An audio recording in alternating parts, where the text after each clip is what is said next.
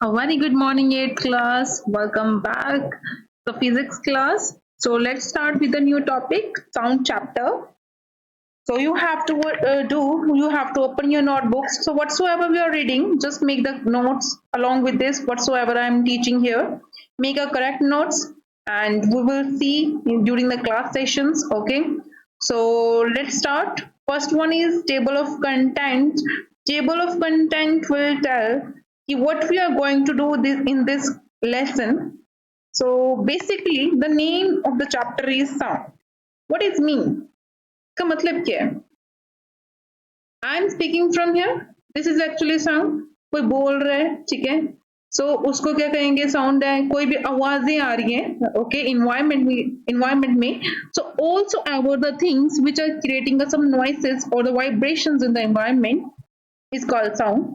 We will read it line by line in the next series. So first one is we will read what is sound.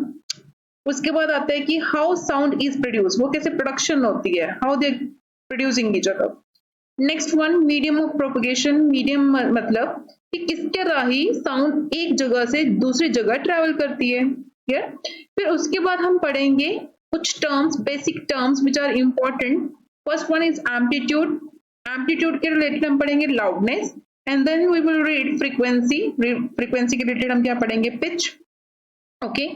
And the last topic is noise pollution, the unwanted voices whatsoever we are not dealing with we are not supposed to listen, that is called noise or noise pollution. Okay, so let's start with the chapter. Okay, first one, sound around us. तो कह रही है कि sound हमारे जो आसपास है वो कहाँ से आ रही है. First of all, some are very curious to play the musical instruments like guitar, है ना. कुछ बच्चे गिटार के शौकीन होते हैं. Anyone?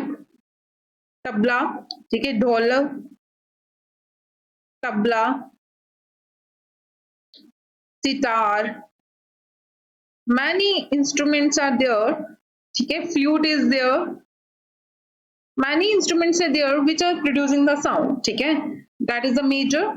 Next one is doorbell. Whosoever is coming to other houses, like I am going to someone's house, then I will just press the door key, right? मतलब जहाँ भी doorbell होती है, I will just press the key, and that will also produce the sound. तभी उनको पता लगता है कि बाहर कोई आया. Okay, that is also sound. Okay, next one is someone is approaching towards us. अगर मेरे तरफ कोई आ रहा है या आपके तरफ कोई आ रहा है, you will listen some footsteps, right? आपको कुछ पता लगता है कि कोई आपकी तरफ मूव कर रहा है. That is also a curious towards the sound. ठीक है, वो साउंड प्रोडक्शन कर रहे हैं. Next one is communication. I am just communicating with you. ठीक है, we all communicate with each other through word sound. Okay, so communication में भी कौन सा आता है? साउंड आता है. Birds chirping on the trees, birds chirp कर रहे होते हैं, then also sound production is there. Okay, I am teaching your lessons in the class. Moral values or the subjective knowledge all are related with the sound. Okay, so everything basically is having the importance of great importance with the sound. Clear है? कुछ भी बताना, emotions you have to express in the words, all need is sound, right? So next one. Next question is this. The basically which questions encountered by the students is how sound is produced. कैसे production हो रही है. Next one, how does it travel from one place to another. कहते हैं अगर sound यहाँ पे produce हो रही है, like I am teaching in a class. अच्छा, मैं एक क्लास में हूँ, यहाँ पे खड़ी हूँ और यहाँ पे डेस्क पे स्टूडेंट्स बैठे हैं, then how the sound will travel from my place to you. Okay, this is the basically question is there. Next one, why some sounds of girls are shrilled. Shrills means you will say कि girl sound is somehow peaky, means to say they are very lean voice, means to say बहुत पतली सी आवाज होती है, that is shrilled voice. And boys voice is like a क्या बोल सकते हैं हम उनको, कि इतनी श्रिल्ड नहीं होती, उनका इतना मतलब जो पतली नहीं होती वॉइस, उनकी थोड़ा सा ठीक रहता है, right? So this will deal with the frequency in the next session, means in the next PPT. Okay, next one, why some sounds are louder than other. Now of course I'm speaking slowly, right? This is not so much louder. When I will speak much vibrating, like I am playing a drum, ठीक है, यहाँ पे एक drum है, here is drum. I just make a hard stick on this and this is create a loud voice.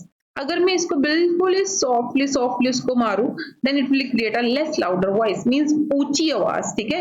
Why some sounds, इसके साथ हम deal करेंगे. कुछ sounds कहते हैं louder होती हैं, कुछ sounds louder नहीं होते, they are soft voices. So we will learn about this one. So let's deal with these questions. First one, what are vibrations? आपने 7th क्लास में एक पेंडुलम किया था, अगर आपको कुछ याद हो, ठीक है. हम सारी जो साउंड की स्टडी है ना, हम थोड़ा सा कोरिलेट करेंगे किसके साथ, पेंडुलम के साथ. Okay, so you are suppose to think of the pendulum first of all. Okay, so here is our pendulum, ठीक है. This is thread. ये क्या होता है बेटा, थ्रेड होता है. नेक्स्ट वन, इसी के बोला जाता है, जो मेटालिक बॉल होती है उसी को बोलते हैं बो. एंड ये क्या होता है, हमारा फिक्स्ड पॉइंट होता है. क्या होता है, fixed point, right. When I push this ball, यहाँ पे मैंने बॉब को पुश किया तो ये यहाँ तक पहुंच गया, like this way. When I just इसको मैंने छोड़ दिया यहाँ पे आके, then it will do like this type of motions. कि पेंडुलम कभी इधर गया, कभी इधर गया, वापस गया. जो ये सेंटर पोजीशन होती है जहां पर वो इनिशियल था, उसे हम क्या बोलते हैं, मीन पोजीशन. इसे क्या बोलते हैं हम, mean position. And the position at the extreme means at the end point, जहां पे मैक्सिमम डिस्टेंस कवर करेगा, जहां पे वो क्या कवर करेगा, maximum distance. That position is called extreme position. That is called extreme position. This is also extreme position. Okay, similar way. तो अब क्या कहते हैं कि वाइब्रेशंस क्या होती हैं. वाइब्रेशंस मींस टू मींस आगे, fro means back, to and fro, to and fro. Motion of a particles of the object is called vibration. अब देखो ये जो पेंडुलम है, that will move, to means आगे, fro back, to and fro, to and fro. Back, इसको हम क्या बोल सकते हैं, बैक एंड फोर्थ पोजीशन भी बोल सकते हैं, ठीक है. To and fro motions is called vibration. Now this bob is doing what, to and fro motions, and that motions is called vibrations or just called the oscillations. Simple oscillate कर रहे हैं, that's all. Clear? Now same criteria is followed in the sound. What is going on in here, listen. Now every actual, suppose करो ये air है, right. air में क्या है, particles है. Okay, particles है, right. When I spoke something, जब मैंने कुछ बोला, when I spoke something, like I'm standing here, I spoke something, तो इन्होंने क्या किया, जो मेरे पास वेव पार्टिकल, यहाँ पे जो पार्टिकल्स थे उनको क्या कर दिया, डिस्टर्ब कर दिया. क्या कर दिया, इनको डिस्टर्ब, बहुत डिस्टर्ब हो गए, ये डिस्टर्ब हो गया. Now what is the criteria actually, कि everyone in this universe want stability. क्या चाहते हैं वो, stability. तो स्टेबिलिटी पाने के लिए इनके पास अब एनर्जी क्या होगी, बहुत ज्यादा होगी. They are just vibrating. अब वाइब्रेशन का मतलब उनके पास वो अनस्टेबल हो गए. क्या हो गए, unstable. Now they just want to stabilise their selves. How they will stabilise, they will just pass their excess of the energy. मतलब एक्सेस का मतलब क्या होता है, extra. They will just go passing the excess of the energy. Here is I am, यहाँ पे मैं क्यों, सोर्स. सोर्स क्या होते हैं, जो साउंड की क्या कर रहे होते हैं, production. And here are some student, this is student, like Lovleen is there. Okay, so Lovleen यहाँ पे खड़ी है, यहाँ पे मैं खड़ी हूँ, ठीक है, उनकी टीचर. तो मैं यहाँ पे पढ़ा रही हूँ, राइट. अब इनको पढ़ा रही हूँ तो लवलीन के पास मेरी वॉइस जानी चाहिए, है ना, बिल्कुल. तो ऐसा तो नहीं है कि मैं उसके पास जाके उसको बात बताऊंगी कि this is the concept. Actually, I will spoke from here. What is going on? Actually, when I spoke, the particles near to me become unstable. यहाँ पे क्या हो गया, particles unstable हो गए, उनके पास एनर्जी ज्यादा आ गई है. अब ज्यादा एनर्जी आने से क्या हो गया, ये unstable हो गया. Then how they will just stabilize itself? वो अपनी excess of the energy अगले particle को दे देगा.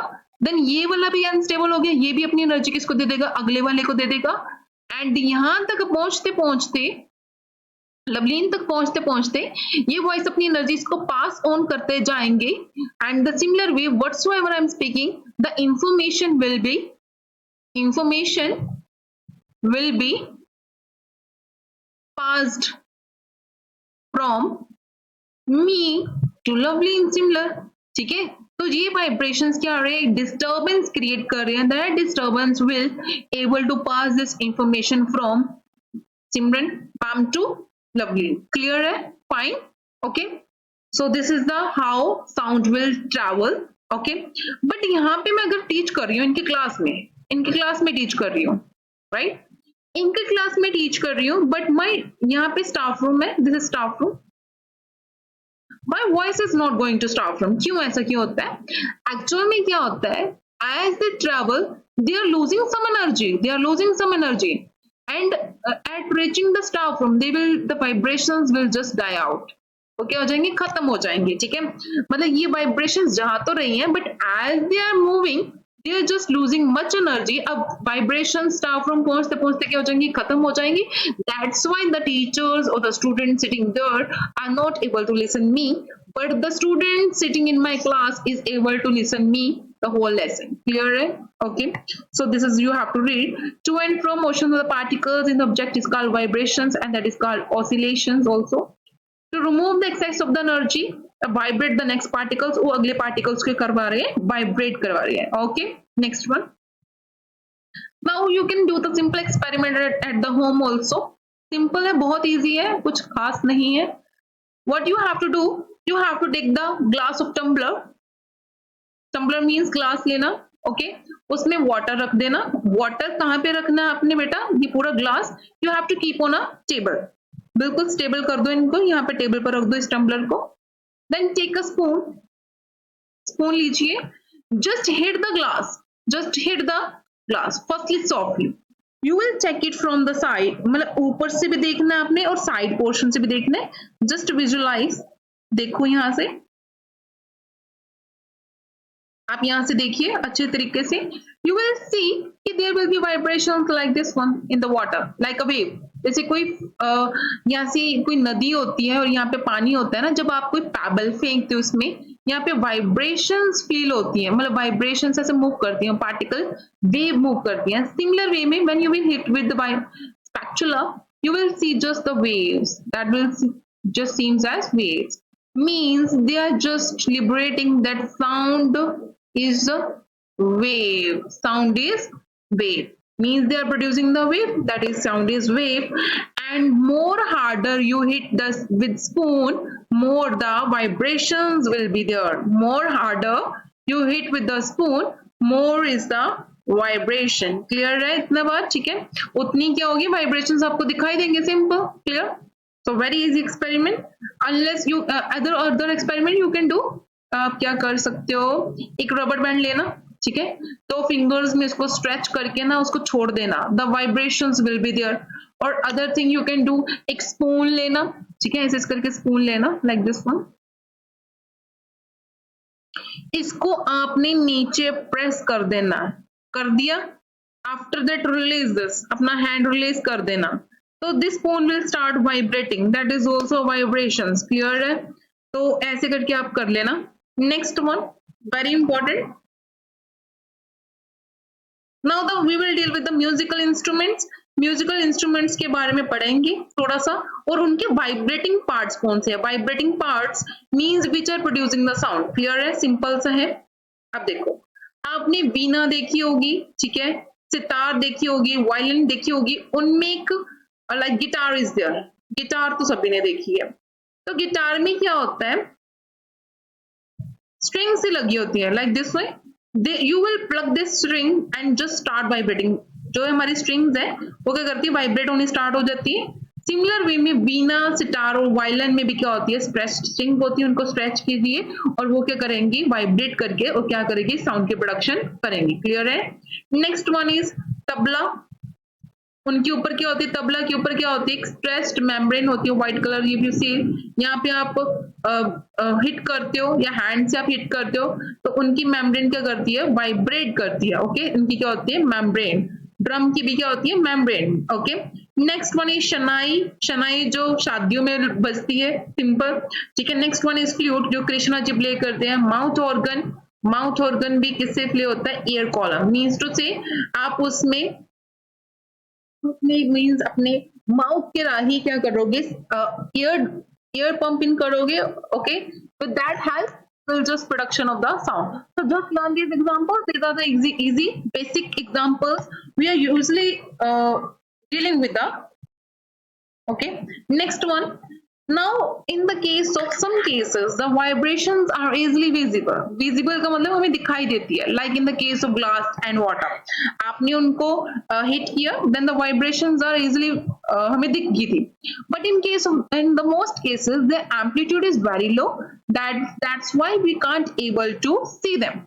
In some of the cases the vibrations are so much low कि हाँ वहां पे sound production तो हो रही है, but with the naked eye we can't able to see that vibrations, but we can just feel them, हम उसको महसूस कर सकते हैं, that's all, okay. उनको हम just hand touch करके हाँ there are some vibrations, but we can't able to see them with the naked eye, okay. Next one, sound produced by the humans. Now I am just speaking with you, right?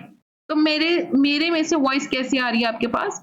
So every human beings have some voice box in their throat. तो उनके गले में एक voice box होता है, like आपने क्या करना है, 2 पेपर्स लेना है, सिंपल सा एक्सपेरिमेंट है, ठीक है, इजी है। 2 पेपर्स लेने हैं, उनको बिल्कुल एक साइड पे आपने क्या कर देना है, मतलब ऐसे करके पेस्ट कर देना है, और आपने इसके थ्रू क्या करना है, हवा मारनी है बहुत जोर से, ठीक है। That paper will start vibrating, that paper will start vibrating, मतलब बिल्कुल ही थिन लेयर बनानी है, जनरल बच्चे एक्सपेरिमेंट करते हैं बहुत ज्यादा, तो आपने क्या करना है, हवा मारनी है। तो जब आपने बिल्कुल ही हवा ब्लो करी इसमें, then you will see कि these two papers, slim papers will start vibrating. Similarly, the human beings is having a pair of voice box, ऐसे करके voice box होते हैं, जब इसमें हवा जाती है, मीन्स एयर जाती है, these voice boxes और larynx will start vibrating, वो क्या करेंगे, वाइब्रेट करेंगे। जब वाइब्रेशंस हुई तो क्या प्रोडक्शन होगी, साउंड की प्रोडक्शन होगी, बहुत सिंपल है, ठीक है।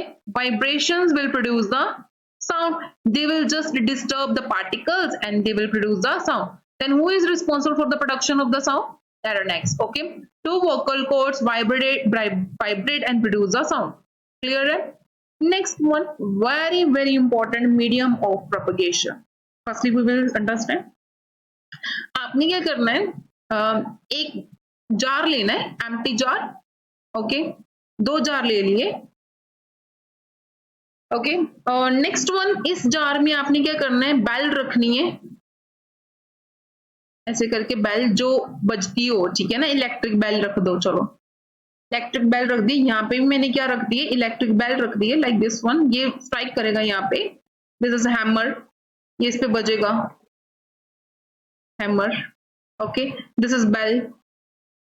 अब इसमें और इसमें फर्स्ट एंड सेकंड कंडीशन में क्या डिफरेंस है कि यहाँ पे अंदर क्या होगी, एयर, लेकिन यहाँ पे अंदर क्या होगा, vacuum. Vacuum means no air, air remove की हुई है, राइट, यहाँ पे कोई एयर नहीं। Now just play the sound, मतलब यहाँ पे जब बेल हिट कर, बेल को ऑन कर दीजिए, ऑन कर दिए, अब ये बेल बज रही है, if there is medium, like air is medium, some persons will able to listen this voice, this person will able to listen this voice, means जो अंदर sound की production हो रही है, then you are able to listen the bell ring, clear? In this case the vacuum, the sound will not able to travel, इसमें travel नहीं हो सकती, वो अंदर ही रह जाएगी, दब के रह जाएगी, ठीक है। तो it means sound को travel करने के लिए कुछ medium की requirement, like here is here, so it requires actually a medium sound. So medium of propagation, sound cannot travel through vacuum, vacuum के through वो travel नहीं कर सकती है, they need any medium, they need some medium of propagation, they need some medium of propagation, clear this one, like air, Okay, next liquid, anything like gas, they required medium for the propagation. Okay, next one, how sound travels. Basically we will just understand from the basic example. आप बहुत ही बच्चे आजकल जोमेटो स्विगी पे लगे हुए हो, ठीक है, तो ऑर्डर करते हो सिमिलर वे में, ये मैं खड़ी हूँ, ओके, दिस इज मैं, and this is one some student is there, was X, right? So what he will do कि अब मैं बोली जा रही हूँ, बच्चे मेरे को ना सुनेंगे तो क्या फायदा, right? I have to just deliver my lesson. I have to just deliver my lesson. But if there is no medium, then how they will travel? No, बिल्कुल भी नहीं. So there is one carrier. Actually में this is source. Who is speaking? जो बोलते हैं ना उसे हम क्या बोलते हैं? Source. और जो सुनता है, जिनके पास पहुंच रही है, that is called receiver. Simple. Phone हम जनरली यूज करते हैं ना, तो जो बोल रहा होता है that is called source, and जो सुन रहा होता है दैट इज कॉल्ड रिसीवर, जिनके पास मेरी बात पहुंच पा रही है. सो उनमें क्या होता है, एक स्विगी वाले भैया होते हैं, लाइक ऑर्डर दिया कुछ खाने के लिए, तो स्विगी वाले भैया आए और यहाँ से लेके खाना, जैसे मेरे ये रेस्टोरेंट है, तो रेस्टोरेंट से स्विगी वाले भैया ने ऑर्डर उठाया और आपके पास पहुंचा दिया. Now you will eat and enjoy the whole. Okay, so same criteria is followed by this. I am speaking here. There is one carrier. Now Swiggy भैया, स्विगी वाले भैया क्या बिहेव कर रहे हैं, जस्ट अ कैरियर. उन्होंने अपना order उठाया और आपको पकड़ा दिया, उसने कोई लॉस तो नहीं किया ना आपका, ठीक है. तो उन्होंने इन्होंने भी क्या करना है कि I am speaking here, there is one medium should be there, carrier, जिसे हम क्या कहेंगे, carrier, present in the particles. तो आपके पास क्या पहुंचेगी, वॉइस पहुंच जाएगी. So it require actually a medium like air, है ना, water, anything else, solid. Clear है? So what happens in the case of space. Space में क्या होता है, अब जैसे कि वहां पे बहुत ज्यादा एयर नहीं है, right? So vacuum almost is there. So how they listen each other, how they communicate with each other. Actually, the astronauts need some special devices at that place to communicate with each other. They will communicate through special devices. They will not communicate as they are normally doing on the Earth. Clear? Next one. Now, what happens? What happens in the case of solid, liquid, and gases, right? So this is the best information that should be delivered. तो कहते हैं कि maximum या जल्दी से जल्दी जो sound है वो किस में ट्रेवल करती है, क्वेश्चन मार्क किस है. आपको ये पता लग गया कि कौन लेके जाएगा अभी इंफॉर्मेशन, पार्टिकल्स. पार्टिकल की वाइब्रेशंस, पार्टिकल वाइब्रेट करेंगे, वो अपनी इंफॉर्मेशन नेक्स्ट को कन्वे करेंगे. लाइक फर्स्ट एग्जांपल मैं गैस की उठाती हूँ. अब कोई बच्चा बोला यहाँ पे वाइब्रेशंस आ गई, ये इसको इंफॉर्मेशन कन्वे करेगा, ये इसको इंफॉर्मेशन कन्वे करेगा, and so on they will convey the information. But the intermolecular space is more, right? इसको इंफॉर्मेशन कन्वे करने में ईज होगी, दिक्कत. अब ईज है कि टफ है, आप मेरे को बताओगे. अब ये वाले जो पार्टिकल्स है in the case of liquid like water, ये पार्टिकल्स आपको केमिस्ट्री में पढ़ा हुआ है ना कि solids are densely packed. Densely packed का मतलब क्या था, बिल्कुल सॉलिड पार्टिकल्स क्या होते हैं, आपस में बहुत पास होते हैं. whereas in the case of liquid some spaces are there, whereas in the case of gases they are having much difference between them, बहुत ज्यादा डिफरेंस होता है. तो कहते हैं कि इसमें ईज है इंफॉर्मेशन कन्वे करना. नाउ लिसन, ये बंदा बिल्कुल उसके साथ बैठा है यार, ये इसको इंफॉर्मेशन कन्वे करना चाहता है, इट्स बिल्कुल साथ में है, so easily as compared to the gaseous. Okay, देखियो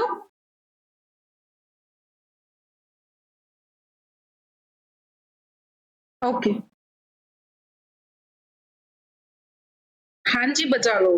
तो आपको ये कॉन्सेप्ट समझ आया कि एज इन द साउंड, ठीक है, साउंड में क्या हो रहा है, as in the case of solid, sorry, so solid में क्या हो रहा है, जो पार्टिकल्स हैं वो बिल्कुल ही साथ में बैठे हुए हैं, So they will just convey the information very fast as compared to the information convey in liquids or in gaseous. Do you agree? Okay, agree करते हो? Good. तो इनमें इंफॉर्मेशन पास करना इट्स somehow tough, बट इसमें बिल्कुल साथ में बैठे it's very easy. Okay, so speed of sound means to say speed of sound of travelling. Speed क्या होती है? ठीक है, स्पीड होती है कि कितनी जल्दी. तो जल्दी किस में हो रही है? Sound. Speed of in sound is much greater than liquids and then in gaseous. Okay, next one. Also, you should remember that velocity of sound in gaseous is equal to 340 meter per second. Remember this digital, okay, value. So you should know about this one. Next one is concept is how do we hear through the ears. हम कैसे सुन पा रहे हैं? So actually basically what is happening, this is source. I am speaking here, this is ear, यहाँ कान है, तो ये क्या कर रहा है? वाइब्रेशंस प्रोड्यूस कर रहा है और हमारे कान के पास पहुंच गई. And this year is called outer ear. Outer ear जो हमें पिनना होता है actually, that is called outer ear. पहुंच गई. नेक्स्ट वन एक कैनाल आती है, दैट इज ऑडिटरी कैनाल, जहां से information, that is external auditory means उसको बाहर लेके जाना है. That information is conveyed through this canal. Okay, अब यहाँ पे क्या लगा होता है आगे फर्दर? Ear drum. क्या लगा होता है? Ear drum. अब ये बजेगा वैसे जैसे तबला बजता है. अब ईयर ड्रम क्या होगा? इसकी वाइब्रेशन प्रोडक्शन. अब actually I am saying sound is wave. ठीक है, vibrations. Now the ear drum will vibrate and this vibrations will further be proceeded through the nerve cells. Nerve के थ्रू जाएंगे and that information will be conveyed to brain. कि क्या बोल रहा है बच्चा? ठीक है, तो information is just conveys in the following step. First one is outer ear. Sound the ear drum vibrate किया, वाइब्रेशंस हुई. इनर ईयर में गया, सिग्नल्स की फॉर्म में ब्रेन के पास पहुंचा and then we hear. These signals are conveyed through a special auditory cells in the nerve cells. Clear है इतना बात? ठीक है, फिर ब्रेन के पास पहुंच जाएगी. Next one, what is amplitude? Very important topic for this session. Amplitude का मतलब क्या है? कि कितना ऊंचाई में बोल रहे हो. जैसे कि पेंडुलम की एग्जांपल की थी ना, पहले मैंने बिल्कुल स्मॉल जर्क दिया, यहां से गया, यहाँ पे वापस आ गया, राइट. अगर मैं इसको और थोड़ा सा धक्का दूं तो यहाँ पे पहुंच जाएगा बिल्कुल यहाँ तक. जो ये मेन पोजीशन से वो कितनी दूर तक ट्रेवल कर रहा है, कितना दूरी तक जा रहा है, कितना डिस्टेंस ट्रेवल कर रहा है, that is called amplitude. That is called amplitude. So here is written maximum distance during to and fro motion is called amplitude. The motion is called also the oscillatory motion. तो to and fro motion को क्या बोलते हैं? oscillatory motion करते हैं. चलो वो तो हमें समझ आ गया. So कहते हैं कि amplitude क्या होता है? कि वो कितना ऊपर जा रहा है. Like this one. ये बिल्कुल डायग्राम यहाँ पे हम इरेज करके दोबारा बनाते हैं, समझ आना जरूरी है. So this is our pendulum. यहाँ तक पहुंचा इज फर्स्ट वाइब्रेशन. अगर इसको थोड़ा सा और धक्का मार लेते और दूर तक चला जाना था, मेन पोजीशन से वो कितनी दूरी पे जा रहा है, that is called amplitude. Okay, ये सपोज करो ए, दिस इज ए प्राइम. तो ए प्राइम का जो एम्पलीट्यूड है वो क्या होगा? बड़ा. ये देखो, ये मेन पोजीशन से यहाँ तक पहुंचा, ये बस यहीं तक पहुंचा, तो ए प्राइम का एम्पलीट्यूड क्या है? Much greater as compare to A. Clear है? तो amplitude means maximum distance from the this mean position, right? Next one, अब वो कहते हैं कि इसको इरेज कर दे. The next one is frequency. Frequency क्या होता है? कि जो ये vibrations है, number of vibrations per second में कितना कर पा रहा है, that is called frequency, and it is expressed in the word that is called hertz. वो किस में express करते हैं? hertz. Okay, and also amplitude is expressed in decibels. इसको क्या बोलते हैं हम? decibels. इतना याद रखना कि एम्पलीट्यूड की, जैसे कि लेंथ के यूनिट क्या होते हैं? मीटर. ठीक है, टाइम के यूनिट क्या होते हैं? सेकंड होता है। सिमिलरली जो अपना एम्पलीट्यूड होता है वो किसमें होता है, decibels, and frequency is in hertz. Clear? Okay, next one. अब कुछ थोड़ा सा मैं आपको ग्राफ्स के बारे में समझा दूं। ओके, सो ये देखिए, मैं एक ग्राफ ड्रॉ कर रही हूँ, ग्राफ से थोड़ा सा समझ आएगा। अब मैंने क्या कहा कि sound is wave, sound is wave. कौन सी वेव होती है, इसको याद रखना, लॉन्गिट्यूडिनल, लॉन्गिट्यूडिनल वेव होती है। अब हमें ये ग्राफ बनाना आना चाहिए। सी, this y-axis is represented as amplitude, x-axis is represented as time. Okay, अब मैं दो ग्राफ बनाऊंगी दिस वे। ओके, अच्छा सब बन जाएगा hopefully. Next one, suppose this is a graph. Okay, maximum amplitude कितना किया इसने, 20 डेसिबल किया। And next graph is like this way.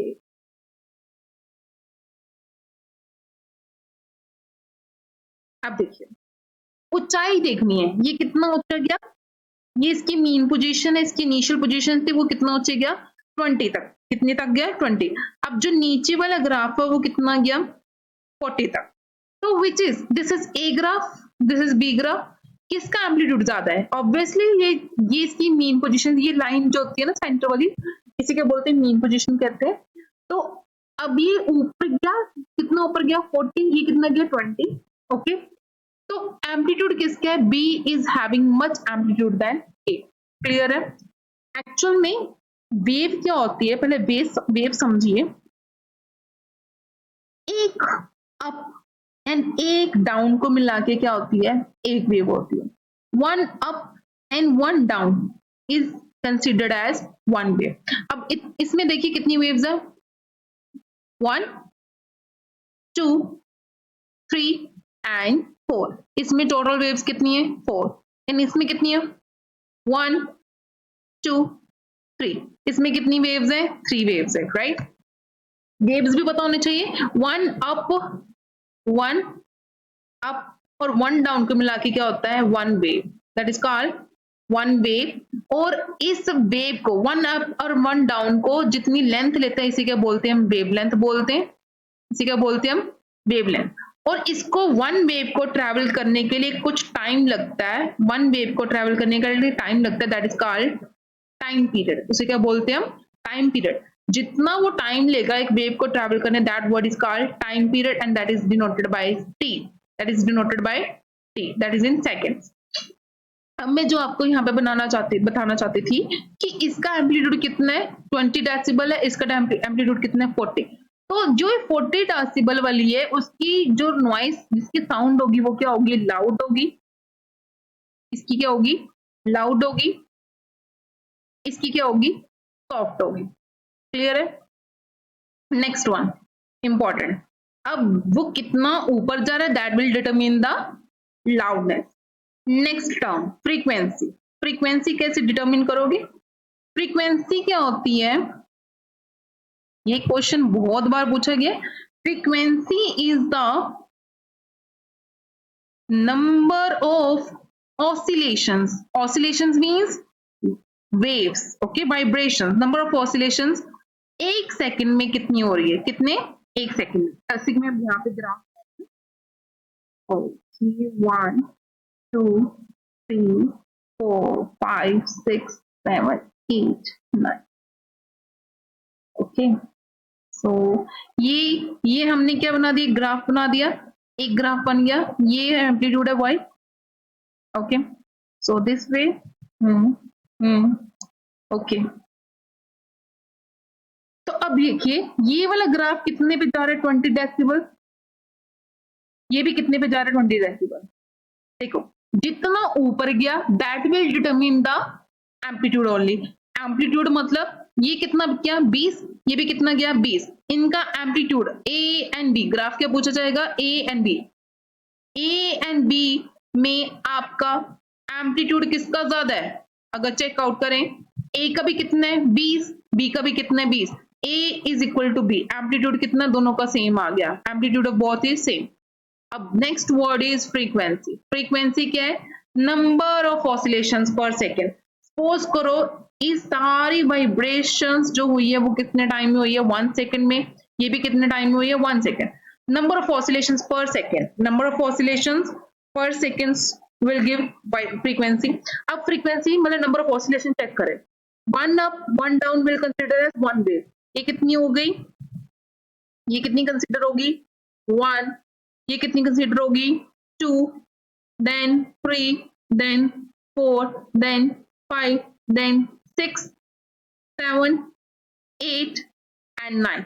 Means they are just creating the 9 vibrations in 1 second. 9 vibrations in 1 second. Clear? अब इस graph का भी देख लें। 1, 2, 3, 4 and 5. इसकी कितनी वाइब्रेशंस है? 5। तो फ्रीक्वेंसी का मतलब क्या है कि नंबर ऑफ ऑसिलेशंस। अब इसमें कितनी ऑसिलेशंस हो रही है? 1 सेकंड में 9 हो रही है, और दूसरे में कितनी हो रही है? 5 हो रही है। It means the frequency of A is greater than B. Simple, clear है? बट एम्पलीट्यूड दोनों का कितना है? वो कितना ऊपर गया amplitude and frequency. Number of oscillations 1 second में कितना हो रही है? 1 सेकंड, ओके, पर सेकंड।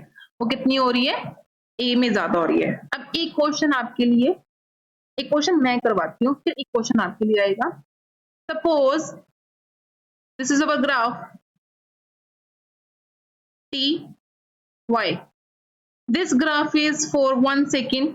कैलकुलेट द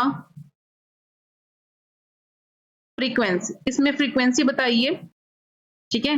अब देखिए फ्रीक्वेंसी डिटरमिन के लिए ये पूरा ग्राफ आपको चेक करना चाहिए कितने सेकंड के लिए? 1 सेकंड के लिए है, okay. So number of oscillations 1 wave, 2 wave, 3 wave, 4 wave. Then इसमें कितनी आ गई frequency? 4 wave. And we check already कि फ्रीक्वेंसी को किस में हम रिप्रेजेंट करते हैं? हर्ट्ज में। तो इसकी यूनिट्स क्या आ गए? 4 hertz. Clear? 4 hertz, right? Easy question. So वापस आ जाइए। सो ये टॉपिक आपका क्लियर हो गया होगा। अब लाउडनेस क्या थी? ना ऊंचा जा रहा है, दैट एम्पलीट्यूड हमें पता लग गया। एम्पलीट्यूड का मतलब क्या? कितना ऊपर जा रहा है। अब वो बच्चा अगर आप कहते हैं किसी की वॉइस लाउडर है और किसी की वॉइस सॉफ्ट है, that is specified with the help of amplitude. वो कितना ऊंची बोल रहा है, कितना धीरे बोल रहा है। अब ऊंचा मतलब वो ऊपर तक लेके जा रहा है, that is considered as louder.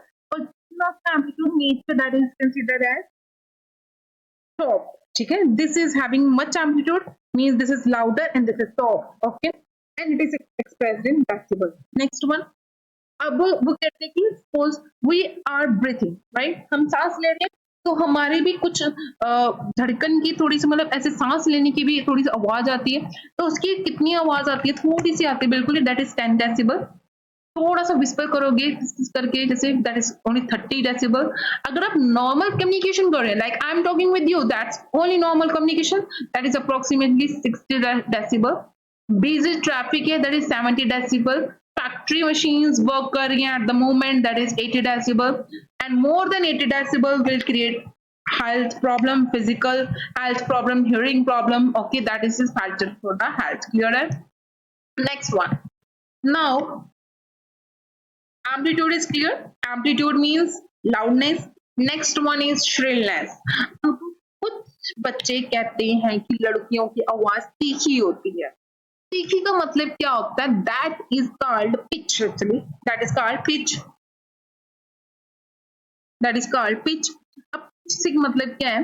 जो आपने फ्रीक्वेंसी पढ़ा है, frequency means number of oscillations per second is called frequency and that frequency is called pitch. उसे हम क्या बोलेंगे? That is directly proportional to pitch. Pitch का मतलब वो कितनी shrilled वॉइस है, कितनी पतली आवाज है। अब ये देखो इसका मैक्सिमम एम्पलीट्यूड कितना है? 20 डेसिबल है। सपोज करो इतना भी किसका है? 20 डेसिबल है। अब नंबर ऑफ वेव्स पर सेकंड किसमें की ज्यादा है? 1, 2। इसमें फ्रीक्वेंसी कितनी है? 2। इसमें कितनी हो रही है?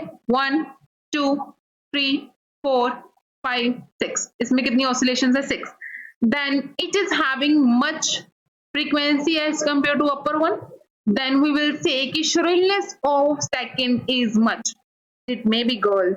Girl की जो shrillness होती है उसकी voice क्या होती है, shrilled होती है, means lower one may be a girl and upper one may be a boy. ठीक है, उनकी shrillness क्या होती है, कम, उनकी number of oscillations कम होती है, उनकी pitch क्या होती है, कम होती है voice की as compared to girls. Clear है? So next is the questions for you. You have to just comment down the answer for this. ठीक है, when I upload the video, आपको सभी ने comment करना ही करना है for sure, and I will check out the answers of everyone. Some person, मैं यहाँ पे ग्राफ बना देती हूँ. Some person is doing 20 time vibrations, means उसकी waves कितनी vibrate कर रही है, 20 vibrations like this way. यहाँ पे 20 vibrations बना देना. कितने time में कर रही है, 2 second में. What is frequency? What is frequency? I will tell you the frequency. The frequency का वो formula बता देती हूँ. Number of oscillations per second. Comment down the answers. Okay. So I will check surely video. Next one. Next one is audible and inaudible sound. अब audible voice कौन सी होती है और inaudible voice कौन सी होती है? Audible voice is that voice only which we are able to listen simply. ठीक है, हमें कुछ वॉइसेस नहीं सुनाई देती, like someone is whispering so slow, we are not able to listen, right? Some voices are audible, voices that is able to listen by us, that is considered as audible. Okay, and the voices which are we are not able to listen, that voice is called inaudible voices, right? हम जो human beings हैं, we can listen the voice in the frequency. ये याद रखना है, CTM means commit to your memory. 20 hertz से लेके हम 20,000 हर्ट्ज तक हम सुन सकते हैं. इसकी बाहर वाली रेंजेस से हम नहीं सुन सकते. What's the problem actually here? देखिए, अब जो 20 हर्ट्ज से नीचे है वो कौन कौन है? लाइक इन वाटर, डॉल्फिन है, फिशेज है, ठीक है.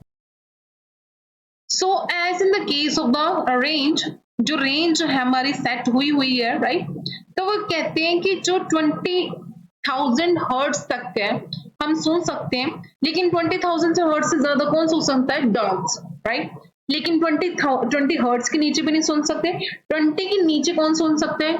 डॉल्फिन्स हो गए, प्रोपोइसस हो गए, different animals हो गए in water, that will able to listen the sound below the 20 hertz. But the human beings having a certain limit, that is 20 hertz to 20,000 hertz. यहाँ इस रेंज में ही सुन सकते हैं. इन वॉइसेस को जो 20 हर्ट्ज से नीचे होते हैं उन्हें हम बोलते हैं इंफ्रासोनिक वेव्स. उसे हम क्या बोलते हैं? Infrasonic waves. And the sounds having the frequency more than 20 hertz are called ultrasonic waves. That are called ultrasonic waves. ठीक है, means dogs are able to listen the ultrasonic waves, whereas the dolphins are able to listen the infrasonic waves. Clear? Human beings having the range in between 20 hertz to 20,000 hertz. Okay, so this is for the all today. Comment down the answer for this question. Okay, I will wait for the answer. Best of luck for the future. Bye.